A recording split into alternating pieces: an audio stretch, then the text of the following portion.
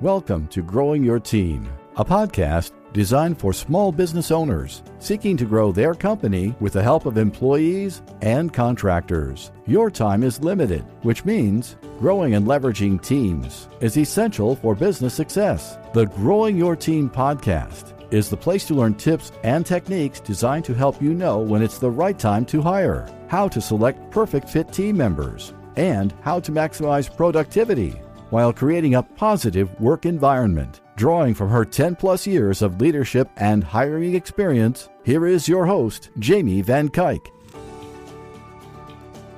Hello, Jamie Van Cuyk here, and welcome back to the Growing Your Team podcast. Today, I have on guest Julie Bartkus. Julie is the leading authority on workplace transformation.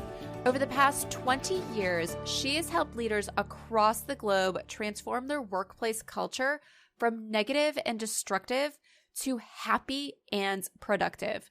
Her approach is a holistic one, as her clients know that a personal transformation is required to achieve a total team transformation.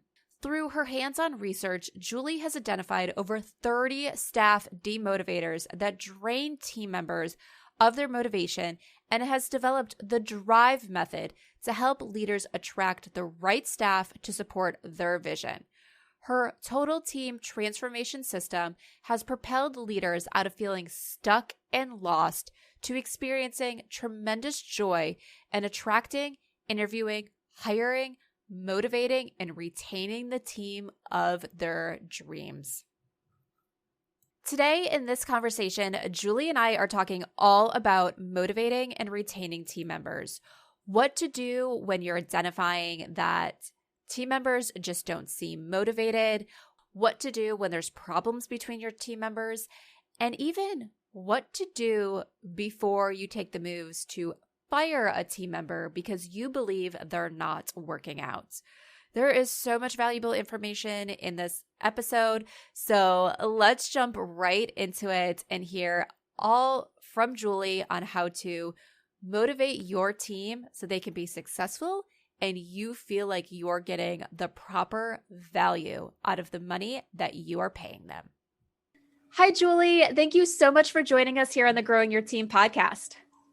Hi, Jamie. Thank you so much for having me. It's such a pleasure to be here. And I love the name of your podcast. Because that's what it's all about, growing teams. Yes, we believe so too. Yeah, that is our passion, is my passion, my philosophy. And yes, I want to help everybody grow the team that they need for business success. Yeah, it's such an important part of the equation. It is. So before we go off talking, let's tell everybody who you are. So can you take a moment to tell everybody who you are and the business that you run? Sure. So I've been working with owners and leaders for the past 20 years, helping them transform their workplaces. So we really look at everything from the staff that we're attracting to how we're motivating or inspiring our team. So there's really many different components to it. But the biggest place where I get my joy is that a lot of times we have leaders who disconnect from the heart of their business.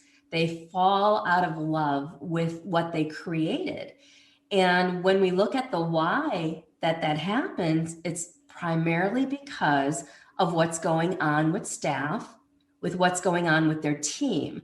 So when I ask my clients, well, what is it that I've really done for you? They'll come back and say, well, you've really helped me reconnect to the heart of my business and just feel on fire with what I want to bring to life again.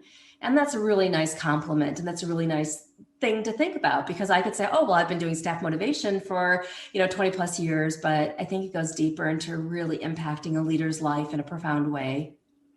Yeah, I love that. One of the things that I always tell people is like when they're going to start growing their team, they don't want to go from spending all their time doing the task to then spend all their time managing the task. They're growing a team so they can do more in their business. And so I feel that's really important, because if your team's draining your energy, you're not going to like being in your business anymore. And if you're not liking it, you're not going to put in the effort that needs to be put in to grow it and have it succeed and have it be what you really want it to be. Exactly. You're going to forget why you're doing what you're doing in the first place. And staff can come into the picture and take over everything you're doing, especially if there's a lot of dysfunction and a lot of craziness going on. It can be like, wait a second, I thought it was going to be all like lollipops and slumber parties and, unicorn. I have great people working with me. We all love what we do and we go home. But many leaders find that there's so much more to it, and they were kind of blindsided by it. Right. And they didn't know that there was something involved with really managing and motivating and inspiring their team. Right, exactly. So when businesses are getting to that point where they're realizing that they're not loving it anymore and their team's the cause, where do you have them start? Or do they even know sometimes that the team's the cause? Or do you really have to help them identify that? Well, I think most people know that the team is the cause. However, I'm going to change that a little bit. And we've been talking to teams and for over 20 years doing what I call a workplace detox, which is clearing out what's not working in your workplace. And a lot of times we think like, well, there's drama, negativity, gossip, people aren't calling out, people aren't showing up, I'm not attracting the right people. And we could look at those things as the cause of our headache, but we could also look at those things as really the symptom.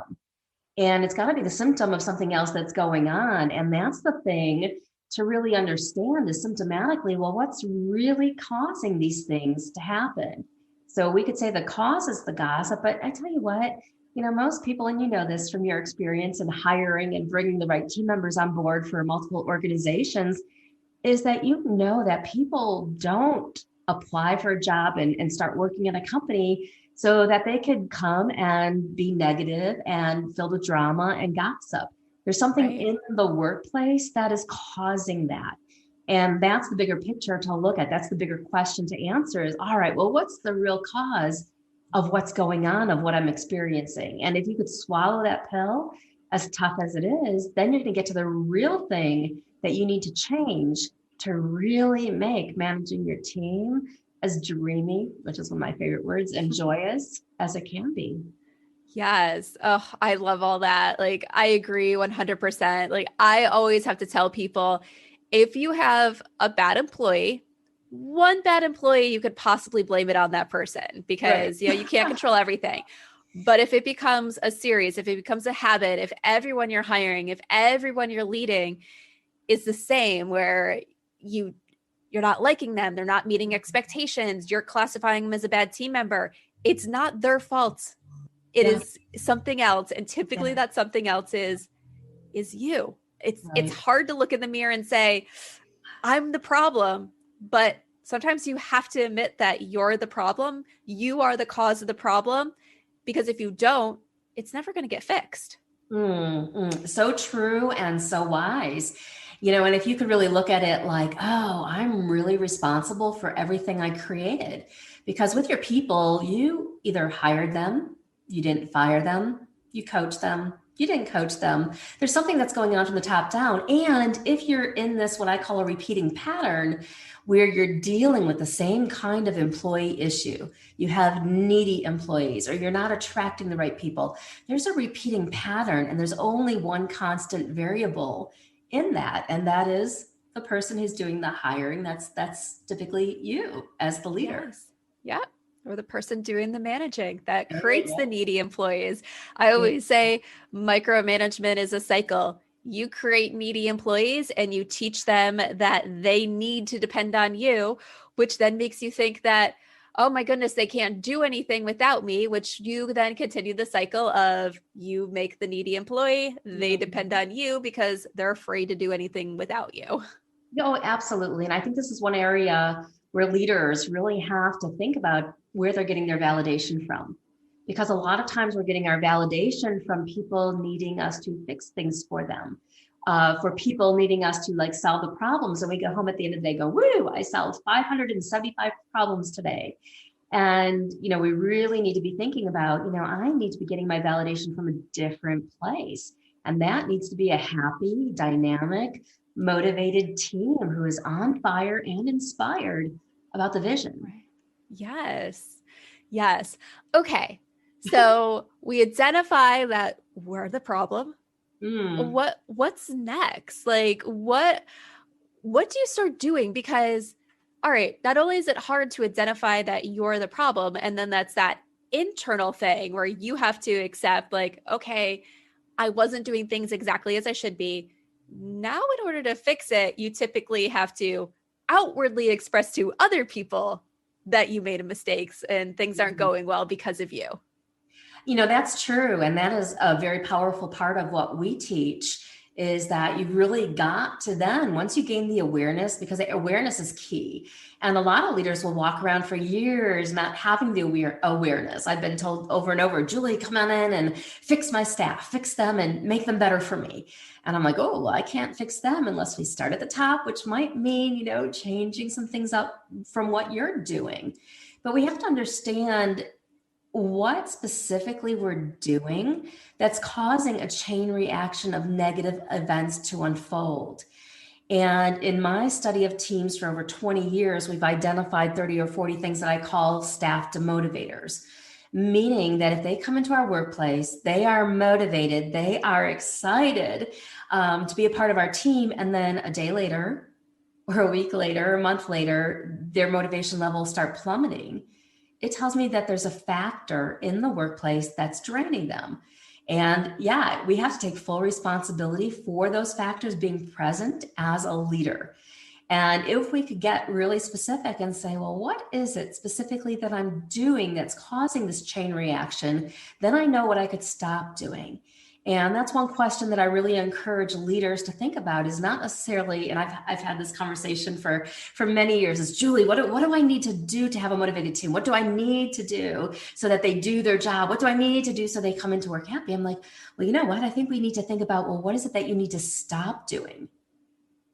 Because there's something that we are doing that's getting you the certain symptom or the certain effect that's happening. But now what's the true cause of that? So when you say, yeah, now that you have this awareness, now you have to communicate to people, and that's true. And that's one huge transformational strategy is to go to your team and say, you know what, I've realized I've been doing this and I realized that it's not so motivating. And I would really like to do this differently. So here's what I'm going to communicate or commit to doing for the next 30 days. And I want your help. I want you to hold me accountable for this to see how I do. And a lot of times they're thinking in their minds about what they wish you would be doing differently. So when they start hearing it from your lips and they're really sensing the sincerity and the authenticity, they're going to be like, whoa, something's going to change here. And I'm kind of excited about this. So they're going to be cheering you on in the background.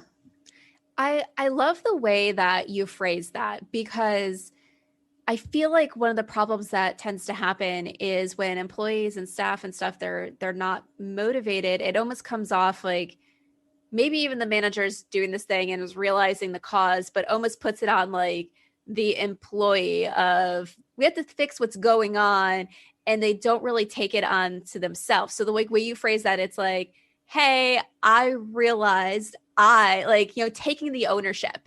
And then it's like, okay, and it needs to change because I'm realizing that it's impacting you. Like I am realizing that I'm impacting you. And it's like, they already know or might know that it's you that's impacting their motivation, their attitude, their emotions, and their whole self when they come in. And the fact that you're recognizing that and owning up to it, yeah, it's going to help that better bridge of communication and trust during the process. Oh, yes. Yes, absolutely. I totally agree with all of that. And it rebuilds and it makes people into your raving fans too. And even if you're like, I've been screwing up all along and I've been throwing what I call Band-Aids over everything. So we have an issue and we do a team building activity and we do this and we just get results for like a day and then everything goes back to the way it was. Even if you've been doing things that way, there's so much hope for transformation because people love, stories of transformation. People love stories of how you can triumph over things not being right. So once you get them involved and you have that kind of conversation, they're going to be cheering for you, if not out loud, secretly at first. And a transformation can happen really pretty quick when you do it right and when you know what to do to reinforce the transformation. Right. Exactly. And it'll save you a ton of time, a ton of money, Yeah. right? It reminds me of just like going back to, I feel like where people get stuck when it comes to like their team being motivated and everything before they recognize that they're the problem is some of the things that I often hear, and maybe you hear this too, is people should just be thankful for a paycheck and that they have a job. Yes. And why can't people just be as motivated about the company as I am? When you're the one, it's your company, you've built it from the ground up and like you put your blood, sweat, and tears in, and they're really just a worker. They're never going to be as motivated. And a paycheck isn't the main motivation for almost anybody. Yeah, and I wrote an article a while ago about why your staff are turning into robots, because I've heard that over and over again that, hey, staff members are just coming in to collect a paycheck. Why is this going on? And we have to think, and this is why I love the name of your podcast, Growing Teams, is because growth is a motivator. And actually, growth is one of the top motivators. But if we start thinking too much for our staff and not empowering them to make decisions, and maybe it's even like they have a day off of work or they call in sick and you're like, oh, this is the opportunity to go into their workspace, make a few changes or do something because they're not here, then we are disempowering them and then they're going to stop thinking in the workplace. And that's one of the worst things that we could have happen is people stop thinking.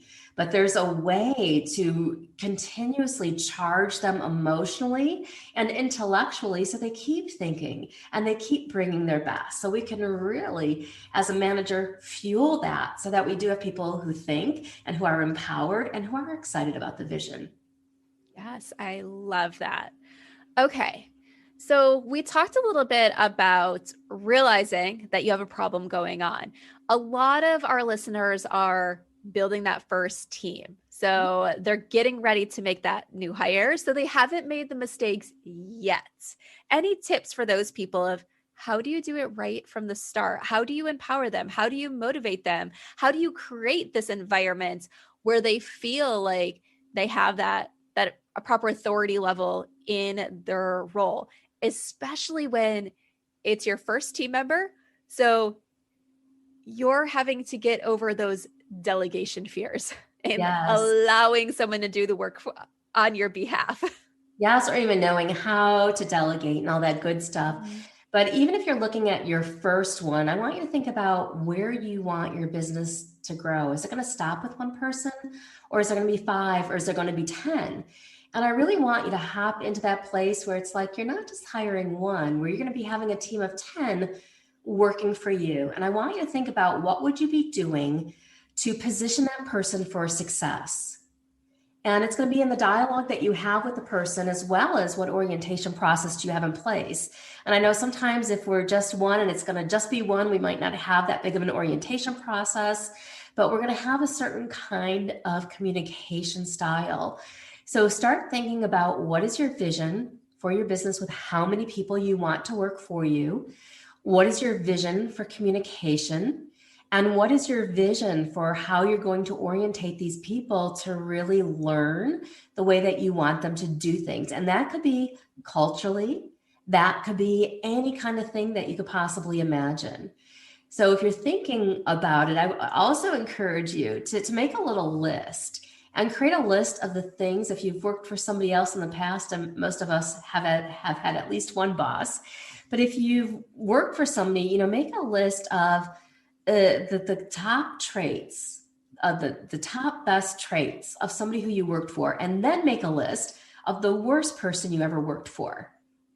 And what you want to do is really make a commitment to yourself that you are not going to possess the traits of the worst person that you ever worked for, that you're going to really work towards incorporating the best characteristics so that every single boss that impacted you in such a positive way becomes part of how you manage your team. So purposefully decide ahead of time how you want to be perceived and what's going to feed into that perception of who you're going to be as a leader, as a manager. I love that. Like I'm thinking back because I'm getting ready as we're recording this episode. It's a Friday. My first official employee starts on Monday. So I'm super excited. So I might be going through this exercise myself over the weekends. But Awesome. I'm thinking back of like, okay, the managers that were not my favorite managers, and two come to the top of my mind. And actually like they were so bad. This is when I was one was an internship and the other one was a job working for small businesses that almost made it to the point where even though I always wanted to run my small business, I was just like, oh my God, if this is the person you have to be to run a small business, I'm like, I don't want to do that.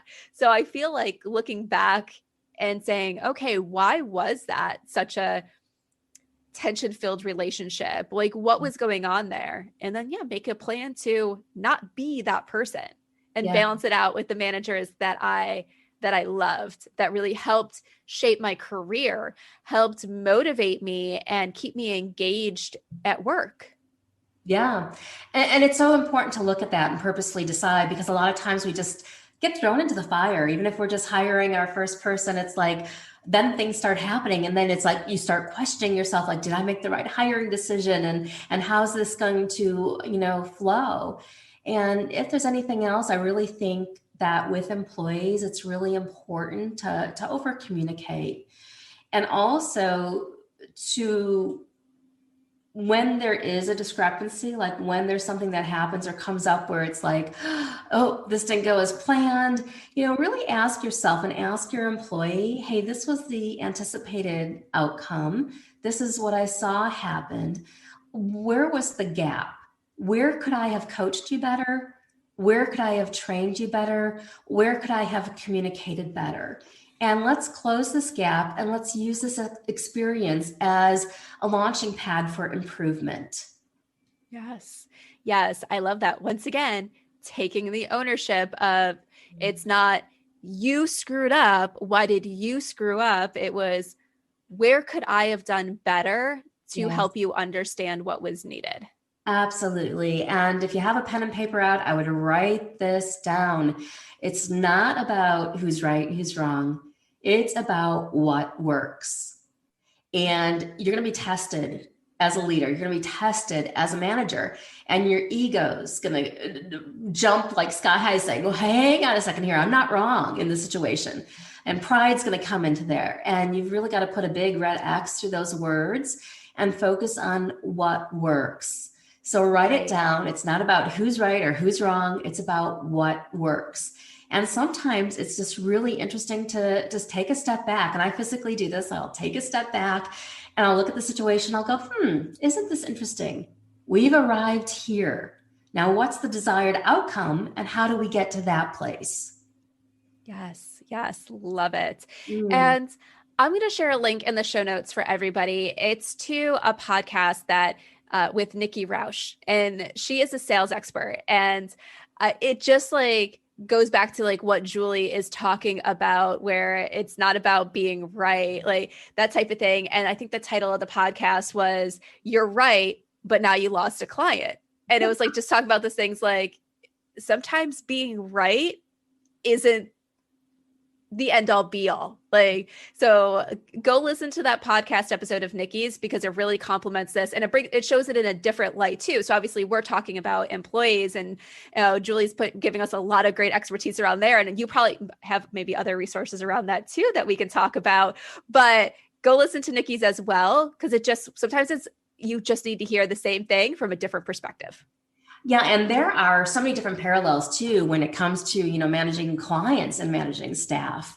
And one of them that I like to share is that it's really important that and this is something some people don't like the saying, but I think it's really important. It's important to under promise and over deliver.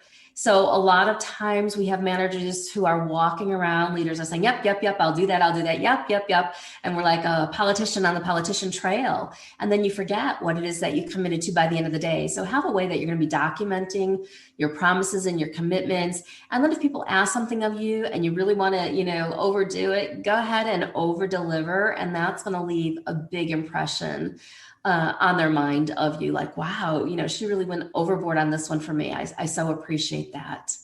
Yeah. Yes. Okay. So what if you identify that there's an issue going on with your team where one team member is not really feeling motivated, but it really is a problem where that the demotivators is coming from a particular team member. So one team member is impacting the other team member.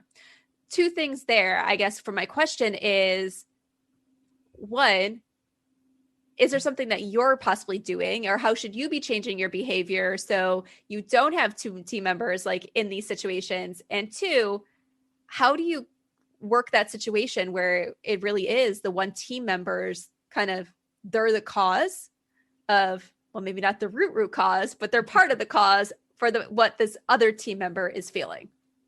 Yeah, and I know that we're talking generalities here, but I really try to encourage leaders and owners of businesses to help cultivate a culture of responsibility. Meaning, we're saying, okay, I'm responsible for this. I'm responsible that I feel this way. And a lot of times when it comes to one employee feeling one way about another employee, oftentimes it's a matter of being triggered. It's not even necessarily of what's going on in the moment. So it depends upon the situation that we're talking about. But what I find happens a lot is that one employee is triggered by another employee to feelings of not being good enough or insecurity. And this person said something and they didn't even mean any harm by it. But now we took it personally. And now it's like, oh, now I feel this way and I can't talk to this person anymore. So it really depends upon what the situation is. But I think in every situation that unfolds, is that if you as an owner, you as a leader, you as a manager, talk to your employees, and if somebody comes to you and says, hey, so-and-so just did this and it's really bothering me, you could ask empowering questions like, well, what is it that you would ideally like to have happen? And then you ask that person after they tell you, oh, well, I would have really liked her to do this and this and this and this. Then you could ask, well, how can you take responsibility for making that happen? Oh, well, I can have a conversation with her. I can bring that up in our next team meeting. So you really put her into, or him into a responsibility mode, because otherwise many people are walking around being victimized in the workplace, unnecessarily so, right? Everybody's triggering everybody and everybody's, looking for a place to plug in their neediness to, like, all right, who's going to fill my cup today? Where if we cultivate an environment that is really based upon everybody taking self-responsibility, it becomes a much more empowering environment to work in. And it does take work to get it there. But that would be one recommendation. The other one is to make sure that you're doing consistent one-on-one meetings, even if you just have one employee, where you are purposely sitting down and having a meeting with that person to talk about the things that they could be doing more of or differently to bring the vision to life. Yes. That's really important. Yes, I am a big fan of the one-to-one meetings. I will say when I was a first-time manager, I put them on my schedule because I was told to, and then I was constantly canceling them because I was like, oh, we have nothing to talk about. And finally, I think it was after I was out on maternity leave and came back, and I was just like, okay, I need to have these conversations with my team because I need to know what was going on when I was gone, like get caught up in everything. And then I was like, kind of switched my thought process with them. And I was like, okay, we don't need to talk about their running to-do list. Let's talk about like bigger picture things. Let's talk about other things. And it just really, and I made a point. I was like, I'm not canceling these meetings unless there's a business reason why I have to. And it just built these better relationships with my team. They started talking to me more about different things that were going on. We'd had more conversations around their goals and where they wanted to move in the company. When things happened and went wrong, my team was more empowered to take care of them because they really understood their level of authority and responsibility within their accounts. And then they would loop me in to say, hey, just want to let you know this went on. I took care of it. Here's how I handled it. And it just changed the dynamic of the team. And having those standing meetings helped me create that team of self-leaders that I really needed. Brilliant, right? Brilliant. Yes. But you learn, and a lot of people are afraid to do the one-on-ones because exactly like you were feeling, except you walk through it, is like, well, what do I say? What do I do? And they don't know. So we'll give people a very specific structure that they could just integrate. But the thing is with employees, you don't want them to feel like they get called to the principal's office when they're in trouble. And if we're not doing regular one-on-one meetings, that's what it becomes like. It becomes like, oh, gotta go and, talk to Jamie, something must be going on. And we really don't want them to feel that way. So it needs to be just a regular part of the process. Yep. Yeah. And I was right there. I had one of my team members. She was a remote team member when the rest of my team was in the office. And I am so thankful that when we were having a conversation with her, myself, and my manager about performance issues, and my manager asked the question, kind of like, how she was feeling about everything in the relationship. I am so thankful that she made the comment that she said she felt like we had a really negative relationship, that I only talked to her when something was going wrong. Mm-hmm. And it was kind of like, oh my goodness, like it was painful to hear, but I needed to hear it. And like I said, I'm so thankful that she was brave enough to say that, because it taught me that I needed to change. And we did change. We changed our relationship. We went back to having like those standing meetings and making it so even if there was something negative we needed to talk about, we didn't make it the entire conversation. It was like, okay, let's talk about everything else first, or let's talk about what we need to talk about, the elephant in the room, the issue that was going on. And she just happened to be in a position where if there was something going on with the accounts, with the programs, with stuff, she was involved with it, not because she was causing the issue, because she was involved in helping to identify and fix the issue. So we had a lot of conversations of, okay, there's this issue going on, but we stopped it from being all about the issues and started actually forming a relationship. Boom. Powerful transformation, right? Yes. Very powerful. Yes. That's awesome. Amazing. All right. Before we wrap up today, there is something else I wanted to ask about. And way back at the beginning, you were talking about not firing, like kind of like when you should, and, making those mistakes too. And I feel like that is something that small business owners find themselves in a lot. Like they identify that maybe they didn't do their due diligence and they hired the wrong person, or for whatever reason, the person that they hired is no longer a fit and it's not workable. Like it's not something that can be worked out and the person needs to go. But then they start feeling this, but I can't fire someone because now they're a human and this emotional side. So what do you have to say about that? Well, it's a tough position to get yourself into, and I clearly understand the emotion that's involved with it. But you have to really look at a couple of things. Number one, have I clearly defined for this person what their objectives are? And I find that a lot of times we don't have clear objectives that are written out for the people who work for us. So when you hire somebody, at least have 3 to 5 main objectives that you expect them to be accomplishing or working on during the year. But what you could do is you have a conversation with the person and you say, these are the main objectives that I've identified for this position. And here's where I see your performance at in comparison. And what I would like to do is to coach you so that you can really achieve these objectives. And I'm wondering what you think about that. Do you think that you have the skill, the knowledge, the capability? So you really want to make sure that you're doing your due diligence, because there's a lot of people out there who are mismanaged. And then there's a lot of people that we just get tired of managing, but we're not documenting anything. So it really makes it harder sometimes to really feel good about firing them. And I like to do what I call more of helping people self-select out. Like, oh no, Miss Jones, this position is not for me because I don't have these characteristics. I don't have these qualities. I can't meet these objectives. So if you have poor performers, lower performing people, they may easily, once you clearly identify what the expectations are and what the dreamy characteristics and qualities of a person who is in that position is, then they'll be like, oh, well, wait a second, that's not me, or I don't care to be that person. Then it just really empowers you to be like, all right, well, let's give it 2 weeks. And here's what I'd like to see from you. And if not, here's what the end result is going to be. And then what support do you need from me so that you could be achieving these objectives in the next week or two? So you really approach it from being full disclosure about what your expectations are with the objectives, what your expectations are in terms of the characteristics and qualities that they're going to be possessing.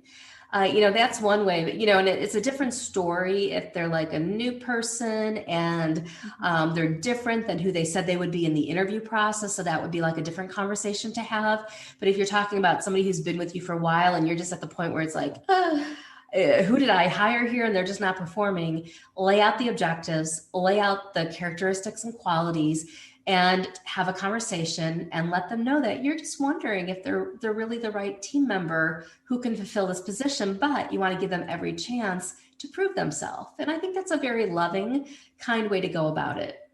I love that.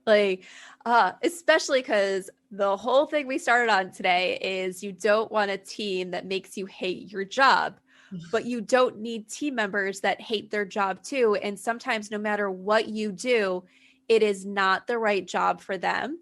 So they need to leave, and helping them realize that it's not the right job because you're being clear of expectations. You're giving them the opportunity to improve. You're helping them and everything, and them still being like, you know what, this isn't for me. And having them leave on that good note to go find the right thing for them is what's best for everybody. Right. And the worst thing that's going to happen is they're going to be a raving fan of your company saying, wow, my manager really gave me the opportunity to grow over there. And I so appreciate that. And even though it didn't work out, it really helped me to see it wasn't for me. And now I've got this job that I absolutely love. Woo. Right. So you don't know what's going to happen, but if your people won't grow under your leadership, realize it's okay if they grow underneath somebody else's. Be willing to let go. Yes, I love that. And especially being small business owners, the position that you hire them for, is most likely not going to be the exact same position that your business has or needs a year down the road, 2 years down the road, 5 years down the road, because your business is growing and changing. Yes. So what you need today might be a completely different makeup of a person tomorrow. And the same person might not even want to fill those new responsibilities. So creating this environment where you're guiding them, supporting them, and encouraging them to do what's right for them, even if it means leaving your business, is going to make everybody happier. Absolutely. Absolutely. And that is so true.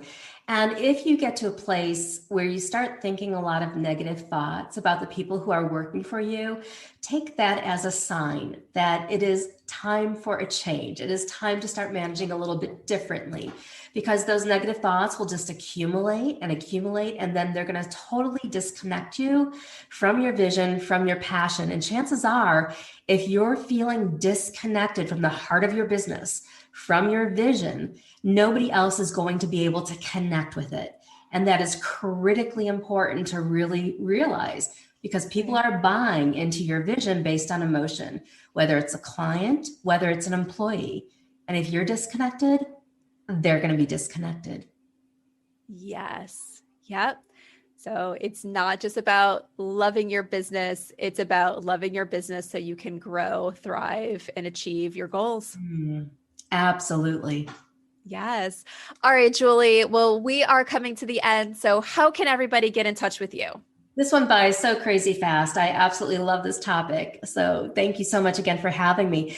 If you would love to get on my calendar for a free Getting Unstuck session. So let's say you're a manager and you're like, all right, I've got these people, not sure what I do. Feel free to hop on over to juliebartkus.com, JulieBart as in Tom, KUS.com. And there's a free Getting Unstuck consultation that you could go ahead and fill out an app for. So we'll make sure you're the right fit for it. And then I will go ahead and have a conversation with you and help you really get to the next level of where you want to grow. Perfect. And we'll be sure to share the links to that in the full show notes on growingyourteam.com. All right. So, Julie, my last question that I love to ask all my guests. We have all had leaders or managers that stood out to us. Think of the most impactful leader or manager that you have had. And can you share with us one thing that made them stand out as a great leader to you? And I'm sure this is probably something that you have a great answer to, thinking of great leaders is one of the things you advised us to do during this episode. Absolutely. Yeah. So one of my best boss is what I call, I did an article on this called My Best Boss Ever. My best boss, my most inspirational leader, her name was Michelle. We worked in corporate America and she really took me under her wing. And corporate America was crazy. Worked there 8 years, probably had 20 different bosses. So I had a lot of supervisors and I studied them a lot, saying, what are they doing that's right? What are they doing that's demotivating? But I had Michelle, and one of the things that I loved about Michelle was that she was just very authentic, very genuine. And I remember one day sitting there in my cubicle, I just accepted a promotion with her and I was working on an email. And she came up, stood behind me and said, hey, Julie, I realize that your emails aren't sounding so good. I don't really think that you could write that well, at least not these emails. And I was like, at first I was like, oh, what? And she's like, but you know what? Let's go ahead and let's get you some help and let's help you turn this into a strength. And she had the bravery to say that to me, not in any special way, but she said it and she allowed me and helped me develop a plan to improve that skill. And now I went on and I have a best-selling Amazon book. So now I feel like I could write pretty well. But it takes people with courage and strength to be able to really help people grow and to help them be really, not to sound too sloganish, but to be all that they can be. And yes, we have so much power as leaders that we can tap into. And she, on that day, in that moment, proved to me in my life how powerful the force she would be by just being honest, but also knowing I'm not alone. And she wasn't one of those people to give a lot of gifts and give a lot of like celebrations and kudos. She's just a very real person, but she was honest. She told me the way things were and she had my back. And that's what made her my best boss ever. That is awesome. And just think, a boss could have not told you that. You could have continued to not have great emails and it could have held you back in your career, in your business and in everything. So her having, like you said, the courage to tell you that, and then not just telling it to you and running, but helping you develop a plan to improve in that area, a critical area to succeed in business. She made such an impact. Yes, yes. And I want to encourage every manager, every leader listening to this is that your people, for the most part, want to grow. They want to grow. They want the same thing that you want from them. They just don't know how to get there. And if you don't know how to get them there, let's hop on a call and let's work through it. Yes, definitely. Yeah. So love that. And yes, reach out to Julie if you need that help to get there. You are growing your team, you're hiring great people. So now let's make sure you are able to manage them well, help them live in their strengths and be everything that you need them to be so you can grow your business. So, beautiful. Yes. Thank you, Julie, so much for joining us on the Growing Your Team podcast. You were an amazing guest and shared so much great information. Oh, thank you. I'm so happy to be here. And that wraps up this episode of the Growing Your Team podcast. Did you enjoy this episode? If so, and you have not done so yet, please subscribe to the Growing Your Team podcast so you can stay up to date on all the latest episodes and hear all the greatest tips from our guest experts on how you can grow your team so you can scale your business. And if you haven't done so yet, please consider leaving us a review. I would love to hear what you think of the podcast, and your review will help other people decide if this is the right podcast for them. So once again, thank you for listening, and be sure to subscribe and leave us a review. Thank you for joining us for this episode of Growing Your Team with your host, Jamie Van Cuyk. Be sure to subscribe and head on over to growingyourteam.com. To connect, access the show notes and discover more ways to hire and leverage your perfect fit team.